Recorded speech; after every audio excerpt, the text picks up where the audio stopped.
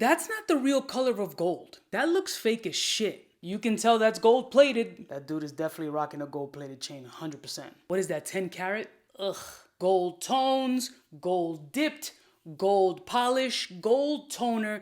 Everybody all of a sudden is a Chilean miner that's an expert in gold refinery and exactly the tone that gold is supposed to be. I know a little bit more than the average person and I still don't know shit. Today I'm going to be showing you two almost identical chains. One has been gold toned or gold dipped and the other one hasn't. They both are finalized, polished, one dipped, one not, and we're going to look at them side by side to see if you can tell the difference and if it really matters to you. Let's roll my motherfucking music so we can take a look at a dipped and not dipped chain and see if it looks fake or not.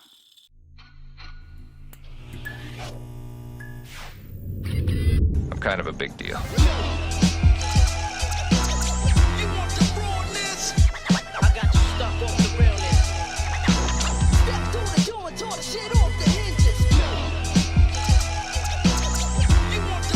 Good morning, my beautiful peoples. You know who it is. It's your boy, C to the U to the B to the A. This is like one of the best, dumbest custom chains I've ever gotten. Clearly it says fake, and it spins. And they spin it, nigga, they spin it!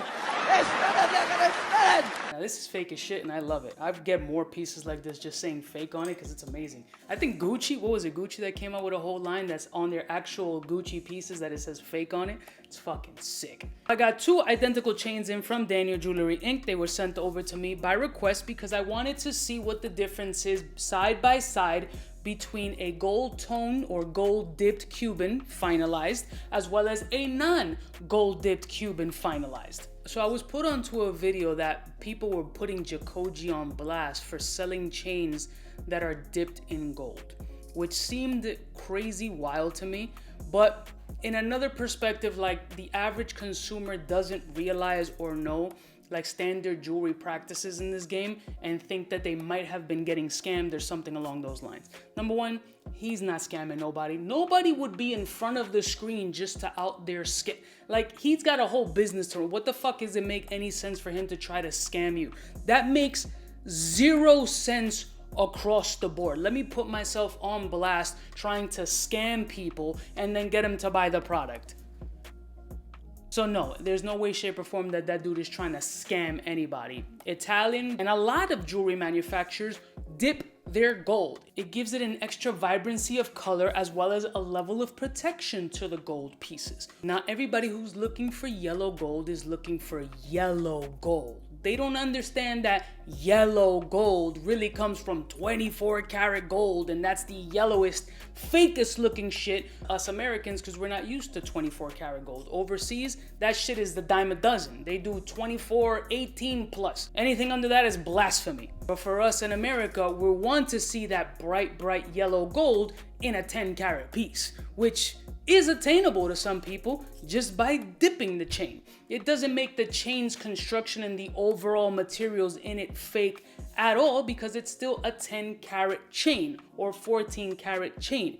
It's just got an added dip as well as protection. It does add a level of protection and every jeweler does this. Let me not say every, let's say 89.99+% of the jewelry industry does this across the fucking board. Now there are ways to dip up, so I've heard, meaning if you have a 10 karat gold chain, you can put a dip on it that looks 18 karat. Like, does it look great? It might for a limited time, but that dip, that protection will fade over time and balance out to its traditional form. These chains or bracelets or whatever are on your skin. Your skin sweats, salt, abrasion, all that shit would eventually eat away at whatever is coating it, bringing it back to its natural essence. The variation of time where it will last completely fluctuates from person to person. Not from piece to piece, more so from person to person. To me, I've never cared either which way. I've seen unpolished, I've seen dipped, I've seen undipped. It really is just putting my trust into the jeweler in getting the piece that I'm looking for. But it does matter to a lot of people. Some people want that super yellow. Some people want that real look. Some people want that bright, shiny ass gold look. And that's the majority of the people. Hence why people dip The jewelry. The Italians are notorious for doing it with their own mixes and making it sometimes cheddar cheesy looking or overly yellow because that's the standard. That's what people are looking for. So they're catering to what the audience and consumer wants. So what I'm going to be showing you today is two 8mm Miami Cuban links. Again, one dipped, one not dipped. And you let me know if you can see the difference. First, here's this one.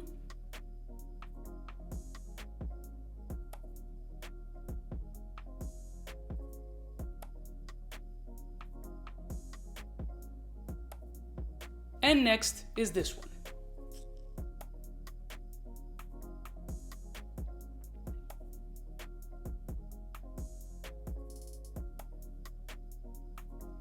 Now you may or may not have been able to tell the difference, but now I'll put them side by side. So the camera might be able to pinpoint which one is dipped and which one is not. These are both 14 karat gold pieces, one being dipped with the toner and the other one just polished.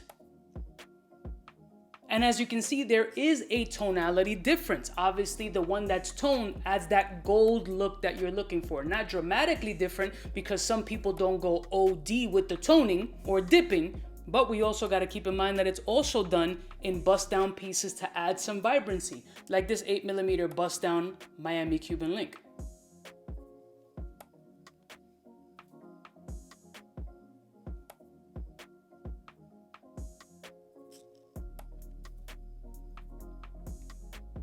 Which is something that if you're purchasing a yellow gold piece, you want a little bit more yellow and vibrancy, especially if you're doing white stones, so those white stones can pop even more instead of getting lost in the translation. Because if you're going all white, white on white, then it really doesn't matter. But if you're going yellow tone, you want a yellow tone to pop through those stones just to give you that contrast that you're looking for. You bought 14 karat gold yellow because you want to see yellow, right? Makes sense.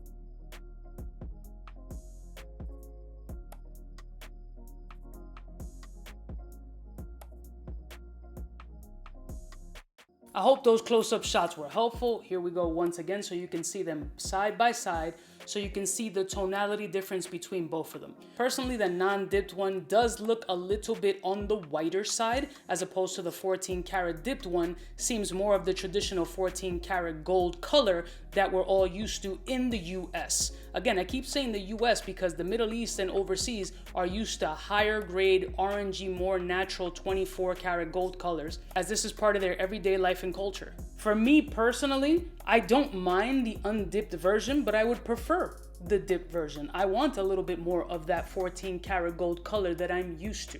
I don't want it overly dipped where it looks 18 or 22 karat and eventually just dwindles down to 14. Like, that's not what I'm looking for. And hopefully if it wears down with a nice even vibe and not like blotchy parts of dip all over the place or in between the links that are very visible. But honestly, this shouldn't be that complex.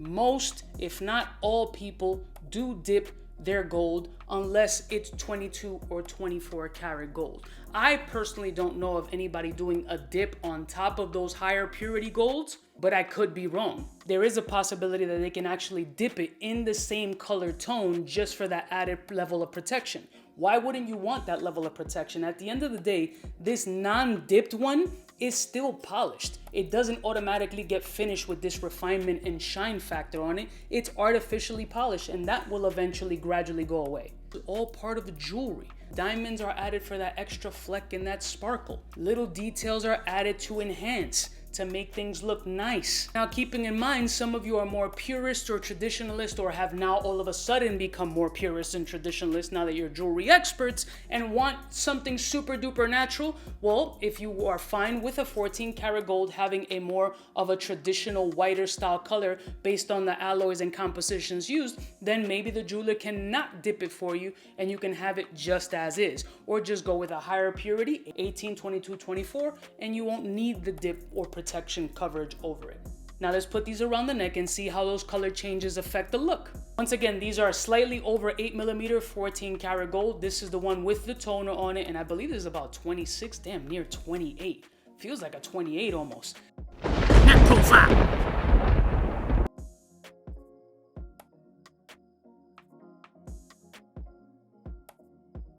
Now let's do the non-toner version.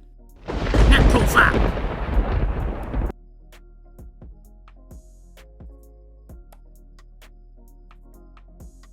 And finally, the bust down yellow gold version with the bust down sleek lock.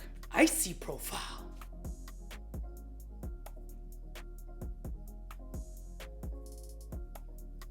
Here's a neck profile with both of them side by side. Net profile.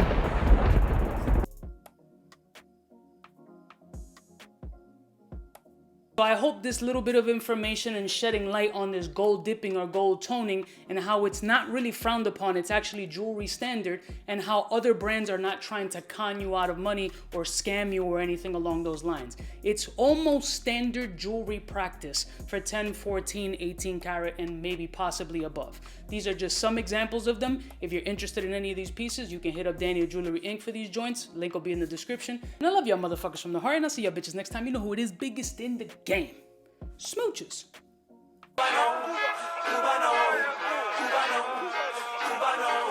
What's fresh? Who's best? One of them's gonna pass the test. For the fly gun holder, money folder, Motorola start tag when it's time to call back. For the rough, rugged, and raw way, this nigga Jay, it's a game, but he don't play. Hey, for all the chicks that got dead in the penthouse suite on top of my mom's crib. It's nonsense you never get in. It's nonsense that you would think that you would.